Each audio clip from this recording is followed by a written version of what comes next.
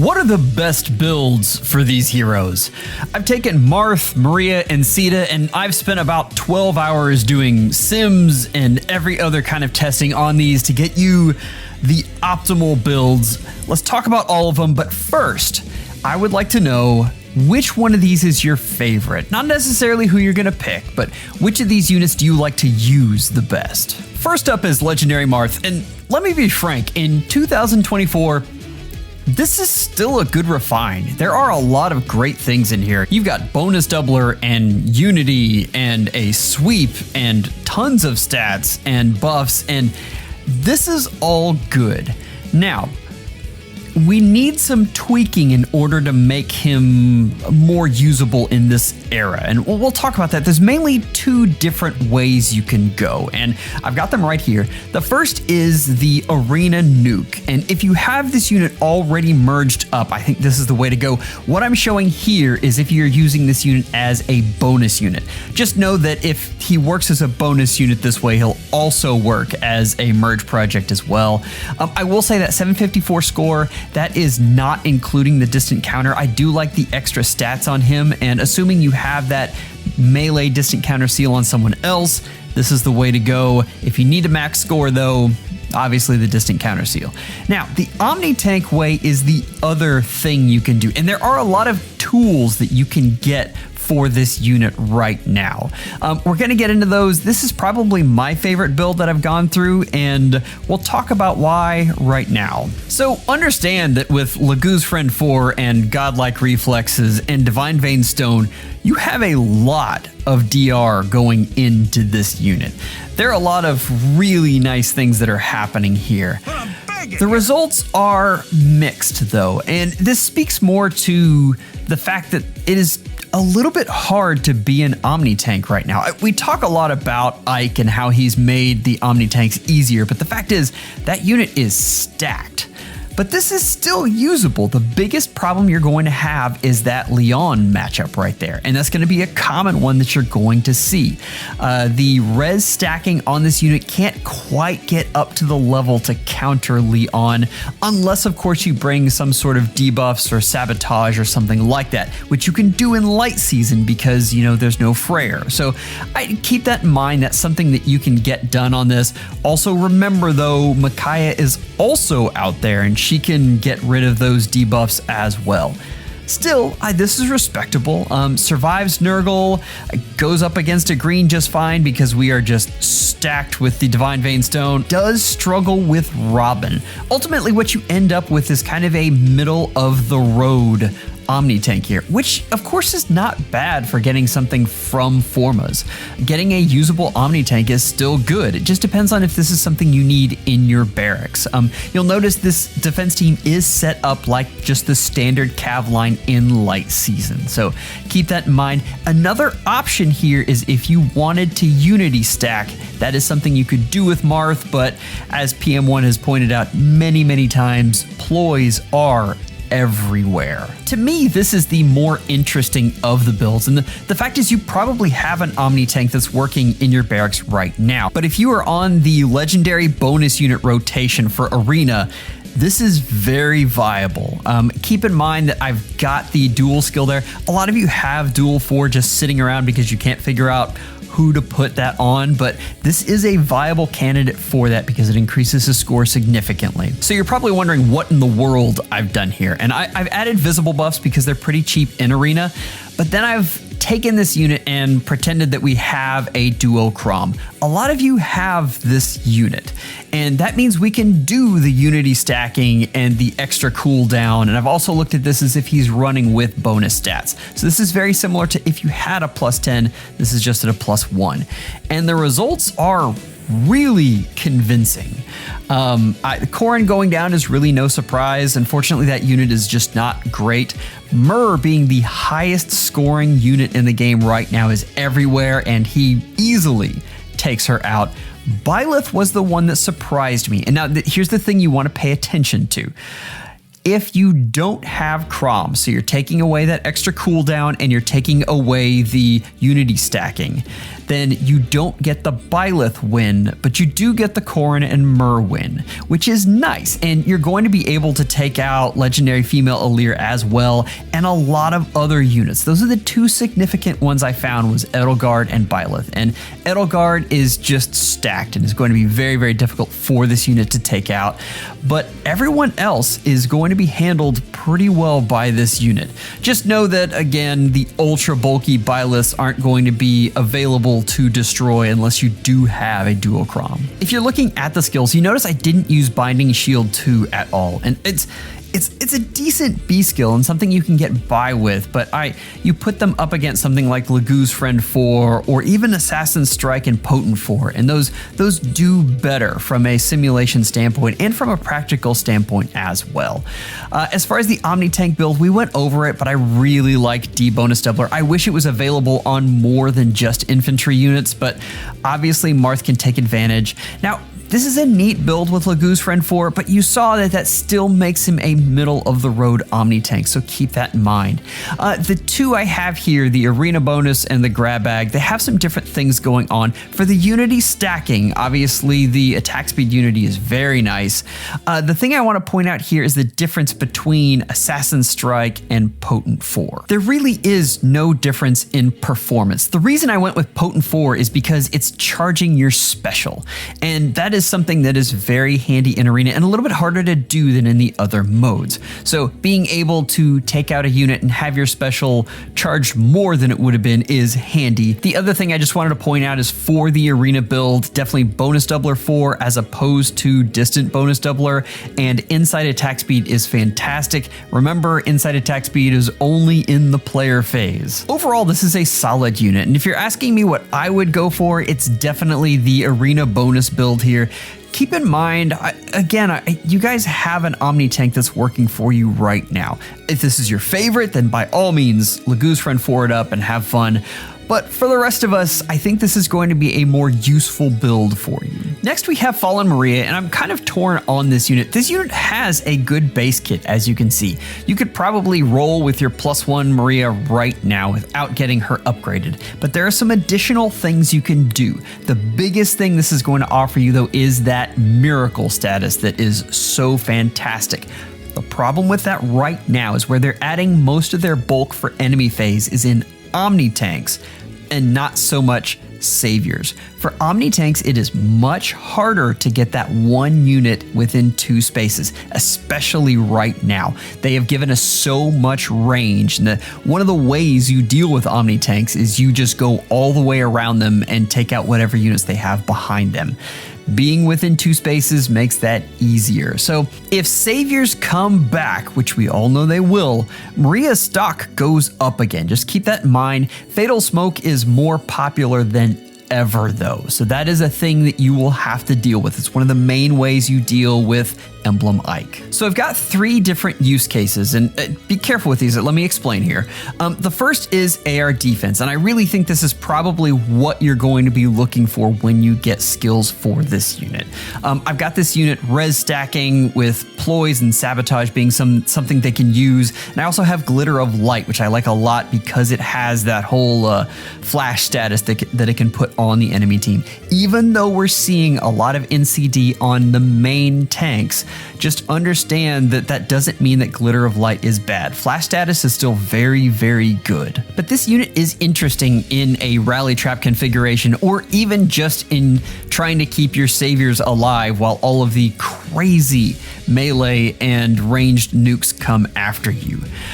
Just know that for those configurations, you may want something like Return Plus instead of Magic Shield. This is for later on, but I still suggest you get Magic Shield because Return is in the codes and easier to get. Now, the configuration that everyone wanted is this AR offense build right here. And the problem is most of this isn't available. Crystal and Water is a fantastic skill on this unit because, again, res stacking, and Breath of Life is, again, fantastic on both offense and defense. Neither of those are available in the codes right now. Just know that this is a very nice configuration to have for your Winter Byleths or your Valentine Murs or any of your Far Saviors of your choice. The last one is interesting, and because Magic Shield Plus exists now, this is a unit that you can run in Arena. 756 isn't the best score, but I take it from someone who used to use healers way back in the day. I had a +10 Lucius with C dual infantry, and he was amazing. They can do a lot of good and can help you a ton. For you die-hard fans of Maria, just know that this is a fantastic build that you can definitely use. Now, I'm not going to go over any sims for Fallen Maria. There's not a whole lot that I can tell you there because she's so dependent on whatever unit you have as your carry. But these are some great ways you can use her. Let's look at the Hall of Form skills. For AR defense, we just talked about it, but all of those I love. Get Magic Shield, don't get Return Plus, but know that Return Plus is an option. If you don't have it in the codes and you specifically want to use this for Rally Trap, that is a great way to go. I have Stillwater for it. We've talked about that before. Most likely you're going to get something else, but for you guys who don't have Stillwater 4 fodder, this is absolutely something you can pick up. I love the Sabotage skills on her. I love being able to stack that res, and she has high enough res to be able to do that. And then of course we have the ploy skill that we talked about, which is great. Then we have the defense too. I do have Return Plus, just to remind you that is an option. Holy Panic is in her base kit. You're probably going to want to go with Holy Pressure or Glitter of Light, but know that is an option that is there, which is very nice. Wings of Mercy 4 is sneaky good and can be a lot of fun. Canto Control is also definitely an option depending on what fodder you have. If you're not able to res stack her with this ploy skill, Canto Control 3 can be something that is very, very useful. And the last, of course, is this Arena build. I like the Earthwind boost. What I'm trying to do is to HP stack this unit. There are a lot of options here for you, but if you spent this many resources on this unit to make her an Arena bot, Lagoo's Friend 4 is such an amazing flex. So if that's what you want to do, absolutely go for it. For me, I like the res stacking with the Sabotage and the ploys. This unit isn't going to be able to hit very hard. Just in today's meta, that's not a thing. Plus we have NCD just running rampant right now. So making her the ultimate support bot is really a nice thing to do, and this is what I would go for. Next we have Legendary Caeda, and I have pounded the table for this unit for years. This unit is better than you think she is and has a lot of interesting things. Part of it is that I just love Vantage units in general, even though they are absolutely hurting in the meta right now, and Faithful Loyalty is such a neat skill. The problem is it's kind of a luxury item right now, and you've really got to just wring every bit of attack out of units as we go through this meta where the bulk just has climbed insanely high. Wing Lifted Spear is okay, and the effective against armored and cavalry is nice. The Canto is great. What you really see is this bonus reversal that they have on the enemy units, and where that comes into play most is Arena. Let's talk about that. So I have the Omni Tank build here, which is interesting and is something like for die-hard fans. I think this is something that you can do that's really fun. If you pair this unit with Embla, it makes the hit and sit strategies easier. So the thing is, Embla is going to pre-charge your no quarter. You're going to go up, smack the enemy, and sit there, and then the other units are going to just, get killed by Vantage. Ideally. We'll talk about that in The Sims in just a second. I really want you to pay attention to this Arena build though, which is very nice. The SD Rain Snap for extra range is great. I would either go SD Rain Snap or you can do aerial maneuvers. I wouldn't do both. That doubles down on movement, and you really need to focus on maximizing the damage output of this unit as opposed to just doubling up on how far they can move. but you're going to be impressed with the results of this unit in Arena. Let's look at them. So you'll notice for a lot of these units, I have to make, well, Marth. I mean, I had to assume duochrome there and just support the ever-living crud out of him. This is different. Looking at the matchups, this brings together a topic that's really interesting, and I'm probably going to go over this more in the meta report. We've had this huge shift from duo units being the highest scoring units in the game and the things you have to beat, to now armors being the things you have to beat in Arena. So we have this perfect storm where Caeda reverses bonuses, which just run rampant, as we've talked about, and effective against armors, which is also really, really good in the current meta. This unit does really well versus the current max scoring armors. Now, she can't take out Ike, and I failed to mention that in the other. It is really, really hard to take out Ike with some of these older units. This is not the unit for that. But if you're looking at Winter Edelgard or Myrrh or Byleth or even Sharena, this unit does an excellent job. I'm a big fan of this as a score bot, and keep in mind, we didn't talk about it, but 762 is a very respectable score. If you wanted to make this unit a merge project, I don't think you'd be disappointed. And keep in mind, she's up for refine sometime next year, so it's coming sooner rather than later. All right, this is a little harder to explain, so stick with me. This is one of those things where it's hard to put a full picture in just simulations. Understand, we talked about the way you would go about this is you use Embla and then you do the whole hit and sit method, taking out one of their key units and then having Vantage do its job.